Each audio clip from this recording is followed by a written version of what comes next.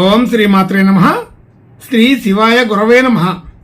యఃకర్త జగతాం భర్త సంహర్త మహసాం నిధి ప్రణమామి తమాదిత్యం బహిరంతస్తమోపహం. వీక్షకులకు నమస్కారం. నేను మీ దేవులపల్లి రామకృష్ణ శాస్త్రి, ఆర్కే మాతృశ్రీ తెలుగు జ్యోతిషపరమైన యూట్యూబ్ ఛానల్. ఇప్పుడు మే నెల 12వ తేదీ నుండి మే నెల 18వ తేదీ వరకు గల గ్రహ స్థితిగతులని ఒకసారి పరిశీలన చేద్దాం. మేషరాశిలో రవి, బుధ, శుక్రగ్రహాలు, వృషభ రాశిలో గురుగ్రహం, అలాగే మిథున రాశిలో చంద్రగ్రహం, కన్యా రాశిలో కేతుగ్రహం, కుంభరాశిలో శనిగ్రహం, మీనరాశిలో కుజగ్రహం, రాహుగ్రహం సంచరిస్తున్నాయి. ఇటువంటి గ్రహ సంచారాన్ని అనుసరించి ఈ వారం రాశులకు వార ఫలాలు తెలుసుకుందాం. ఓం శ్రీమాత్రే నమః. ఇప్పుడు తులారాశి వారి గురించి తెలుసుకుందాం. తులారాశి వారికి రాశి నుండి 5వ స్థానంలో శనిగ్రహం, 6వ స్థానంలో కుజ రాహుగ్రహాలు, 7వ స్థానంలో రవి, బుధ, శుక్రగ్రహాలు, 8వ స్థానంలో గురుగ్రహం, 9వ స్థానంలో చంద్రగ్రహం, 12వ స్థానంలో కేతుగ్రహం సంచరిస్తున్నాయి. ఇటువంటి గ్రహ సంచారాన్ని అనుసరించి ఈ వారం ఈ తులారాశి వారికి మిశ్రమ ఫలితాలుగానే చెప్పబడుతోంది. మిశ్రమ ఫలితాలు అంటే అనుకూలమైన నిర్ణయాలు తీసుకోలేకపోవడం జరుగుతుంది. అయితే ఆ నిర్ణయాల్లో కొంత పొరపాట్లు దొర్లే అవకాశం ఉందని అర్థం. తొందరపాటు చర్యలు ఉంటుంటాయి. కొంచెం నిదానంగా ఆలోచన చేసి ఉండవలసిన పరిస్థితి బాగానే ఉంది. అయితే ధన యోగాదులు ఇబ్బంది ఉండవు. ధనస్థానానికి అనుకూలమైన పరిస్థితులు ఉన్నాయి. అయితే ధన సంబంధించిన విషయాల్లో కొంత చీకాకులు కూడా ఉంటాయి. అంటే అనుకున్న సమయానికి అనుకున్నట్లుగా జరగవు పనులు. కొంచెం నిదానంగానో ముందో వెనకో జరుగుతుంటాయి. అది కొద్దిగా ఇబ్బందికరంగా ఉంటుంది. ఇంతకాలం ఒక రకమైన ధోరణికి అలవాటు పడిన పరిస్థితికి ఇది కొంచెం అనుకూలత తక్కువగా ఉంటుంది. అయితే అలాగని పూర్తిగా వ్యతిరేకం కాదు. అనుకూలంగా ఉంటూనే ఆటంకాలు లేకపోతే సమస్యలు, ఇబ్బందులు వస్తుంటాయి. అయితే మనకి ఇస్తారన్న వాళ్ళు సరిగ్గా సమయానికి ఇవ్వలేకపోవడం జరుగుతుంది. అలాగే మనకి తప్పకుండా వస్తుంది అనుకున్న సొమ్ము రాకపోవడం జరుగుతుంది. మనం ఏదో ఒక రకంగా మన సొమ్మే మన బ్యాంకులో ఉన్నదే మనం తెచ్చుకోలేని పరిస్థితులు ఉంటుంటాయి. అంటే తప్పనిసరిగా ఈరోజు ఇవ్వవలసిన పరిస్థితి ఉన్నప్పుడు బ్యాంకులో సొమ్ము ఉంటుంది, కానీ బ్యాంకుకి సెలవు ఉంటుంది. ఇలాగా అయితే ఇంకా ఇవాళ ప్రత్యామ్నాయ మార్గాలు చాలా ఉన్నాయనుకోండి. అయినప్పటికీ కూడా ఏదో ఒక రకమైన ఇబ్బంది అనేది అక్కడ ఆటంకం కలుగుతుంది. ఆ మాట చెల్లుబడి కాదు అని అర్థం. కొంచెం ధన సంబంధించిన విషయాల్లో అనుకూలత ఉండే ప్రతికూలత ఇది. అలాగే కుటుంబ సభ్యులు, బంధువు, మిత్రులు అందరితో కూడా సఖ్యతగానే ఉంటూ ఉంటారు. సఖ్యత అంటే అది కూడా సఖ్యతగానే ఉంటుంది. అంటే అదొక రకమైన సందర్భ ఉచితంగా సఖ్యతగా ఉండటమే తప్ప నిజమైన సఖ్యత అయితే కాదని తెలుస్తూనే ఉంటుంది. తెలిసినా కానీ సఖ్యతగానే ఉంటారు. అలాంటి పద్ధతిలో ఉండటం జరుగుతుంది. అలాగే మనం కాకపోతే మన ఎదురు వాళ్ళు ఎవరైనా సరే ఒక రకమైన మనస్ఫూర్తిగా లేనటువంటి సఖ్యత.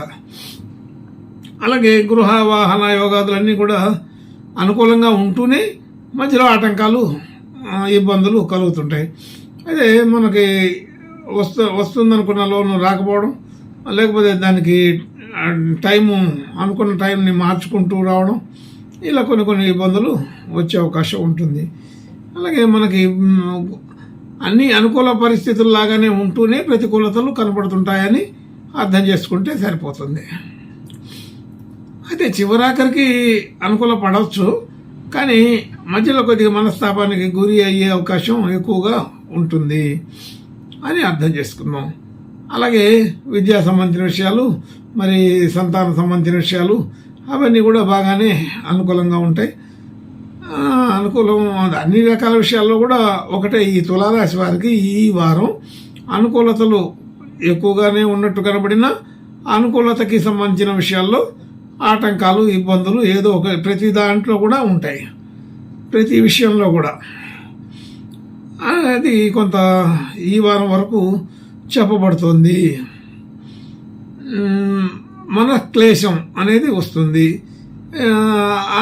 ఆరోగ్యంలో సమస్య వస్తుంది, మానసికంగా చికాకు ఉంటుంది, ఆర్థికపరమైన ఇబ్బందులు ఉండవు. అంటే ఇబ్బందులు ఉండవు అనేది చెబుతూనే మానసికంగా చింత ఉంటుందని చెప్పడం జరుగుతుంది. అలాగా కొన్ని విషయాలు అట్లా, అంటే ఇప్పటి వరకు ఈ చిన్నదైనా సరే సమస్య, ఇప్పటి వరకు వీళ్ళు అటువంటి చిన్న సమస్యల్ని ఎదుర్కొనకపోవడం వలన అది చాలా పెద్ద సమస్యలాగా ఉండేంత పరిస్థితులు కనబడుతున్నాయి.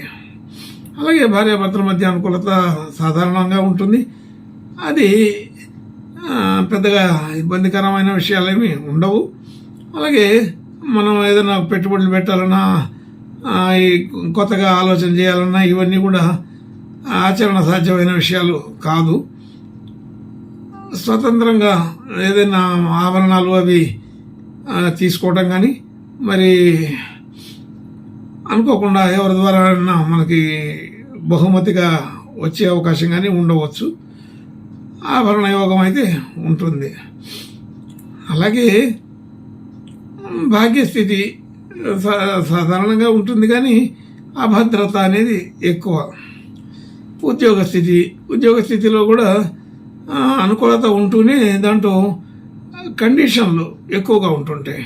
అంటే మనం చేసే రెగ్యులర్గా చేసే పనిని కూడా కొత్త కండిషన్లు పెట్టి దాన్ని ఇంకొక రకంగా చేయమని, ఇంకొక పద్ధతిలో ఆలోచన చేయమని అట్లా ఉంటుంటాయి.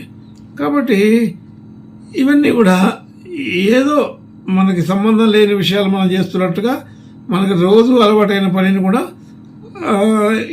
అయిష్టంగా చేయాల్సిన పరిస్థితులు అయితే వస్తుంటాయి.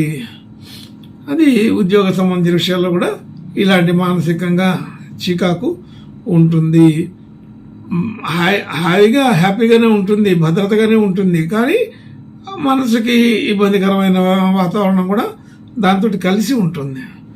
అది ఎక్కడో మనకి ఇష్టం లేని వాళ్ళతో కలిసి పనిచేయడం, ఇష్టం లేని చోటుకి వెళ్ళి పనిచేయడం, మరి ఇలా ఏదైనా సరే ఆ ఉద్యోగంలో ఒక రకమైన అనిశ్చితి అనేది ఒకటి తయారవుతుంటుంది.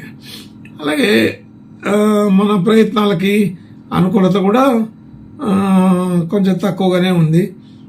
తక్కువగా అంటే మనకి రావాల్సినంత కీర్తి గుర్తింపులు రావు, కానీ మన ప్రయత్నం అయితే వచ్చేదానికి సరిపడేంత ఉంటుంది.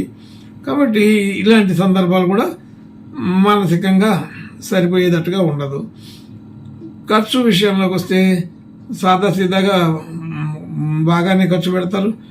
మరి అనుకోకుండా వచ్చిన ఖర్చులు కూడా ఉంటుంటాయి. ప్రయాణాలు చేయవలసి వస్తుంది, ప్రయాణాల్లో అసౌకర్యం ఉంటుంది. ఇలాగా ఈ వారం కొంత సరైన సంతోషకరమైనంత సంతృప్తి ఈ వారం ఉండట్లేదు. కొంచెం జాగ్రత్తగా ఉండాల్సిన పరిస్థితి అయితే అన్ని చోట్ల ఉంది, గమనించుకోండి. ఆర్థిక విషయాలకైతే పెద్దగా లోటు ఉండదు, కానీ దాంట్లో కూడా ఏవో చిన్న సమస్యలు వచ్చి పోతూ ఉంటాయి. రకరకాల విషయాల్లో ఎందుకు ఇలా జరిగిందో అర్థం కాక కొంత కన్ఫ్యూజ్ వాతావరణమే ఉంటుంది. ఇవన్నీ పూర్తయి మంచి అనుకూలమైన శుభ లక్షణాలు, శుభ పరిస్థితులు కలగడం కోసం ఈ తులారాశి వారు ఈ వారం దత్తాత్రేయ స్వామి ప్రార్థన నమస్కారాలు చేసుకుంటే బాగా అనుకూలపడే అవకాశం ఉంటుంది. శుభం భూయాత్. ఓం శ్రీమాత్రే నమః.